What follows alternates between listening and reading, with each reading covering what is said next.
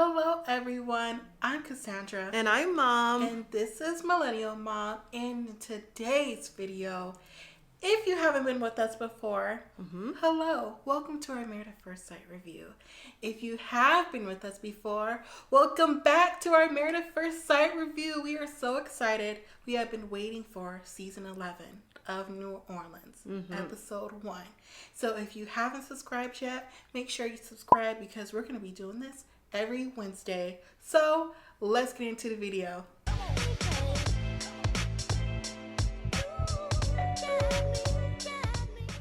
So this episode was basically just us meeting the couples and their bachelorette party.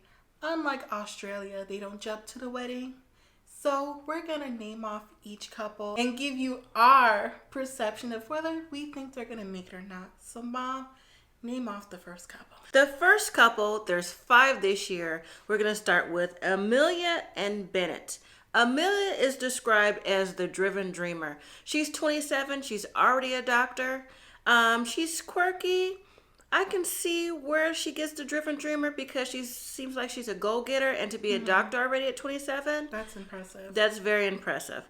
Her match is Bennett. He's 28. He's described as the romantic thespian. So he's into plays and things like that. One of the things he said early on was him and his sister or his family, they were all encouraged to talk to inanimate objects. Could be rocks or something like that. I was like, now that's different. So they are quirky.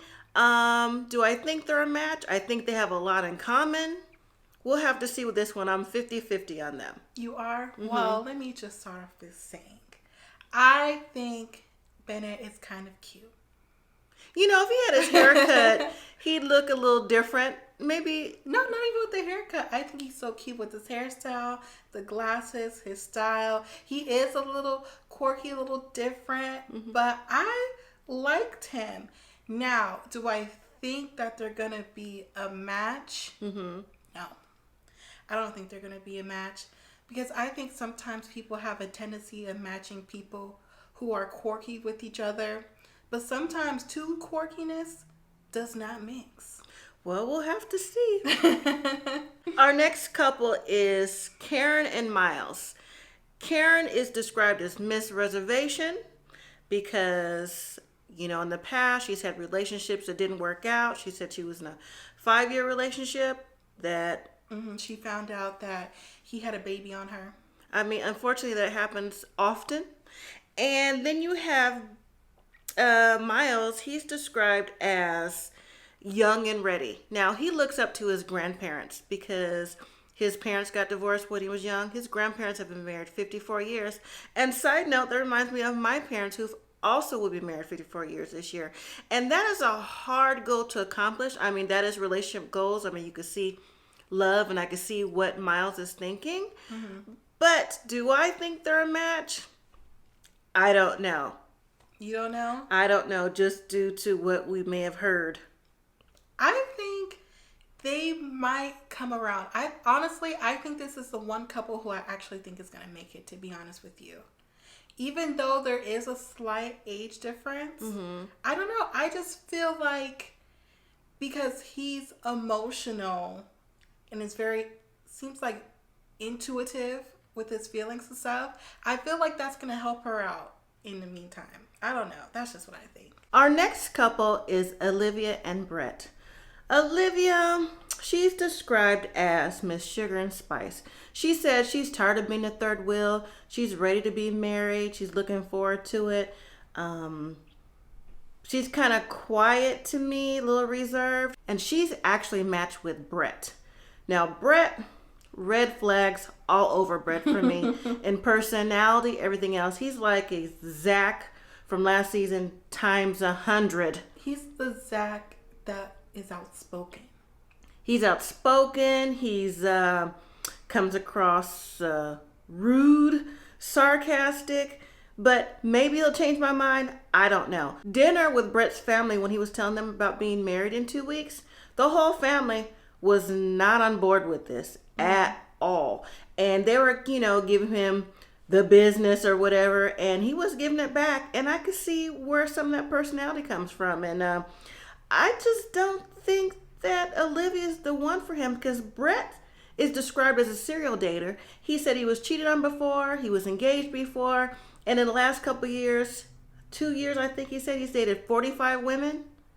That's a lot of women. Well, now, do you think his family doesn't want him to do it because he's the serial dater and has been engaged before? Or do you think they don't want him to do it because it's with a stranger? Or do you think it's both? I think it's both because his sister was like, oh my gosh, I can't believe that. This is not his thing. He's used to dating many women. So maybe he's a ladies' man, just not a serial dater. I don't know if he's really ready to settle down and commit. So I'm not seeing a long term for this couple just based on his personality.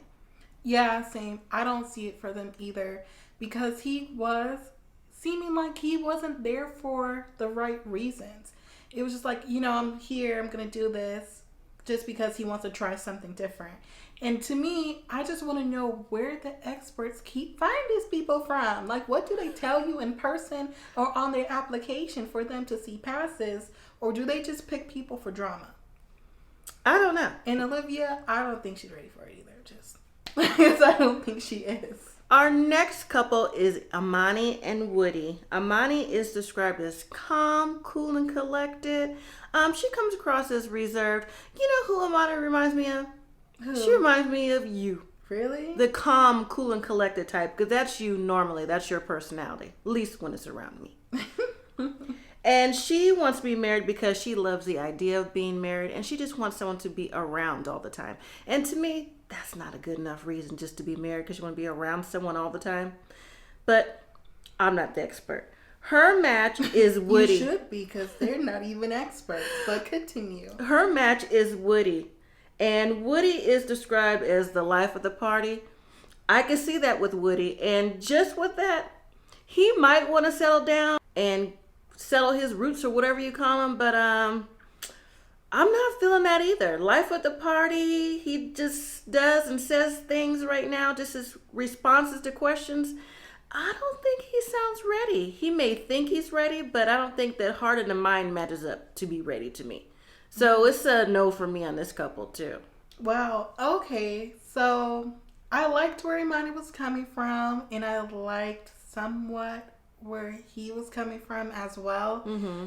But to me, I just don't really see them being a match. I don't feel like their personalities mesh together, even though I can see where the experts were going at because Imani's cool, calm, and collective, and he's like wild and out there. Yeah. But just because someone's cool, calm, and collected doesn't mean it's gonna help change someone. The person's gonna want to change if they want to change, not because they're getting married at first sight. So only time will tell with this couple. I don't give them 100% no. I just give them an 85% no. I'm getting reverse Mika Michael vibes on this one. Oh Lord, don't even bring that up. Our final couple is Christina and Henry. Christina is described as the Princess Bride. Now, she wants to get married because she's never had a true relationship before. She never met her dad, or he just wasn't around in her life. So, she was around a single parent and things like that. And she goes on to say that she's never received flowers from a man. She's never had flowers from a relationship. And I was like, wow, really? Like, no one's ever given you flowers? But what she did say was when she did get flowers, she don't want them to be red roses. She'd rather have exotic flowers. I'm like, okay, well, see, at least you know what you want. Mm-hmm. So her match is Henry. Henry is described as the reserved gentleman. And I can see that. Now, he might be a little bit too reserved for Christina. Henry's issue comes with his self-confidence being reserved. From when he was younger, he was heavier as a kid. So he's lost the weight, and he's just never seen himself as someone who was attractive, things like that. So he's been more reserved, kind of taking the back seat. He comes across as a really great guy. I think that maybe Christina may help him bring out more of his personality if he's ready. I give this one a 50-50. You give it a 50-50? Mm-hmm. I don't know where I stand with this couple. I want to see them win because they seem like a genuine couple. Well, definitely he does, because we can tell later on in the episode. But I don't we're going to have to see with this couple too. I'm not 100% there yet. So I only have one couple who I think is going to go all the way. After we meet the couples, they then meet up for cocktails before they have their own separate bachelor and bachelorette parties, which is something new because I only remember Married at First Sight doing like a little cocktail hour with the male and the females together, but hey, whatever works this year to get them to stay together, I guess. While the men are waiting for everyone to come, Woody tells the other guys there that, hey, you know what? Me and Miles, the other guy that we're waiting on, we're actually best friends. They're like, huh? Like, I can't believe that. I was in shock too because I was like, once again, how did the experts not know this or get a whiff of this or something? I don't know. I just thought it was strange. Maybe they intended on doing this for shock value. I don't know at this point. Well, it's going to bring a different energy to the show because maybe with them being friends, same town, everything, if one's having problems, maybe one can call or text, you know, a little different than the Brandon and the Micah of last season. Since these two are truly best friends, maybe they can help each other out. Who knows? While they're waiting, here he comes. Now all the guys are there together and Brett's like, I'm gonna drink you guys under the table. And Miles says, what, is that a challenge? I mean, challenging the party boy? Hey, I guess he was like, challenge taken. So, you know, that right there, I'm like, Brett, you know what? Calm down a little bit. Let people get to know you. Because he even said that to me, maybe because I don't like his vibe. It still was some sarcasm with that. I don't know. I feel like you just don't like his vibe because Miles was partaking in it too. And while they were all having a conversation, I thought it was funny how Bennett, he was just cool, calm. He was like, you know, while Miles and Brett talk, I don't even listen to them. But Bennett listens when Woody talks because he likes his vibe. And I thought it was also funny that Bennett still has a flip phone. One of the topics that came up were attraction to your wife. And Brett says, well, if there's no attraction, there's no sense in going into it. I mean, that's kind of what Zach said too last season, but he said it like 3 or 4 episodes in. Right. And once again, did he not say this in person with the experts? He must not, because he still made it this far, but he was bold enough to say it on camera. And the other dudes gave him the side eye, and I'm glad they gave him the side eye. So it seems like whenever they do meet up, they might be putting Brett in check. Maybe so. You know, other topics came up too with, you know, the kissing and that's more romantic. And Brett's stuck on, listen, the attraction, I'm going to consummate, things like that. And the other guys are like, you can't do that because if she's not comfortable, how are you going to do it? And he's like, yeah, I guess. And then Bennett said, well, you know, maybe Brett had a little bit too much to drink. That's just Brett's personality. Yeah. Well, Mom, I had a question for you. Do you think kissing is more romantic? I do. You do? Mm-hmm. So when we flipped over to the girls' side, you agreed with them? I did. And you know, the ladies had a completely different conversation in a completely different tone. Now, it may seem a little biased coming because we're women and ladies, but men and women do think differently. You know, they said that they are looking forward to it. They were nervous as well. And, you know, they would kiss their husband at the altar, and they agreed that even if he was a nice guy, they would still go through with it. It was just a whole different conversation. Well, only one girl said, lady said that she wouldn't kiss him at the altar. Well, she said that she wouldn't necessarily not kiss him, so who's to say? Now we are at the Bachelorette Party. I personally, on none of the Married at First Sight seasons, unless I just like skipped over the episode. No, you didn't. There wasn't one. Have seen like strippers to this capacity and all this stuff. They were really partying at this bachelor party, and I was very shocked, especially at Bennett, because he was just dancing. I was like, okay, I see our vibe, even though I'm not on there. Okay, Bennett. But what I will say is that bachelor party, I think Miles set that up. He's the party guy, and with the strippers, the look of the strippers there, that seemed like that was a Miles vibe. Well, if it was a Miles vibe, it's a Woody vibe because they're best friends. That's true, but I'm just saying, I just think that Miles set it up. Mm-hmm. And Brett was definitely, I don't know with Brett. He was off-putting.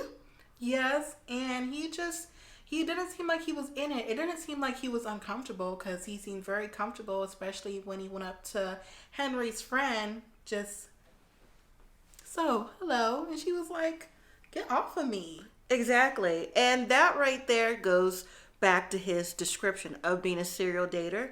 He feels he's a ladies' man. Now, we didn't talk about this before the bachelor party, but, he says, like, why wouldn't ladies like me? Mm-hmm. That's the issue right there. To me, his mind isn't ready to be married. He says he does, but I don't think so. Well, whatever vibe he probably got from everybody after that, because they probably weren't feeling him, he just left. And I was like, I don't know if he's going to make it through the whole process. And that's something the guys also said too, so... Moving to the Bachelorette Party, they had strippers too. They were firefighters. That's pretty standard. It's usually a firefighter or a police officer. Standard? Did I say too much? Well, women seemed like they were having a good time, except for like two of them. And I was not surprised, but I was a little bit. One had a little anxiety. And Olivia? Yeah, and she was like, I don't usually do this and things like that. But here's my thing with that. She thought it was going to be the cocktail hour that you said. If you don't usually do this, you didn't necessarily have to participate. I know that she came because that's what it was. But you could have excused yourself, I guess. You didn't have to, if it's not your thing and it gives you that much anxiety, just take yourself out the situation. I don't think it was that necessarily. It kind of seemed like the girls were like, they weren't pushing her to be a part of the group. They're just kind of questioning like, oh, well, you signed up for this, so why aren't you part of the group? Yeah, I wouldn't have did that to her. Like I said, you could see it all over her face and she just wasn't with it. But Bennett's soon-to-be wife, now she looked like she was having a good time, so maybe they may, who knows, connect on that level. Whatever that level may be to them. Well, I liked how they all came together at the end of the night. Even with Olivia, though she was, on the opposite end of the world. She did seem like she calmed down and came together with the group. And then they were talking like, oh, are you guys really ready to do this? And they said that they're ready to do this. They are ready. Even the guy said they were ready too. And they were like, well, we hope Brett's ready too, even though he left before everything went over. And I'm like, okay, Brett. I mean, pretty much for me, it was like, bye, Brett. Well, even though the women all said that they were ready to do this, when we got to the first couple to get married, because now it's wedding day, I think she may have lied. She's not ready to do this like she said she was. Well, the couple is Karen and Miles. See, Karen, her friends come in, her sister come in, she's in bed. She's crying. She doesn't look good. They're like, what's wrong? She's like, oh, nothing. Well, what we find out is she tells producers that she got a text late last night, and it was the name of the guy she was marrying. So she already knows it's Miles. The producers ask her, do you know the last name? She said, She's even watched his IG stories, and she says, I know him, and I'm not naturally attracted to him. He's more emotional.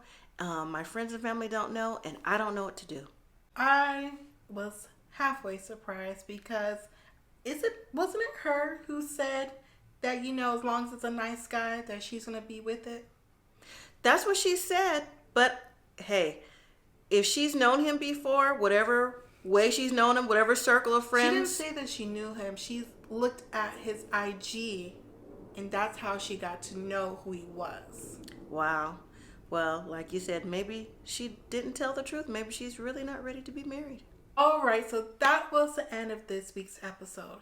I was really hoping that they were going to take a bite out of Married at First Sight Australia and show the weddings on the same day.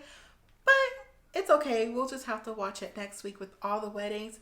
And I'm very interested on everyone's dynamic, especially when Olivia and Brett meet up. I'm excited to see how that's going to play out because I just don't see it for Brett and his personality and Olivia in her off-putting personality as well. I'm looking forward to next week if Karen is going to go through with it with Miles, even though she knows what his name is, who he is, or whatever the case may be. I just want to know if she's going to go through with it, and if she does, will he recognize her too? Like, what's that dynamic? But the couple I'm looking forward to, actually two, Brett and Olivia, also Bennett and Amelia. I'm looking forward to those two. Well, let us know what you guys thought about this week's episode and what are your thoughts on who's going to make it thus far. We are dying to know. So make sure you like this video. Make sure you share this video to other people who watch Married at First Sight. And make sure you hit that subscribe button so you can catch our Married at First Sight videos every Wednesday. Thank you all for watching. And as always, live simply. Be grateful.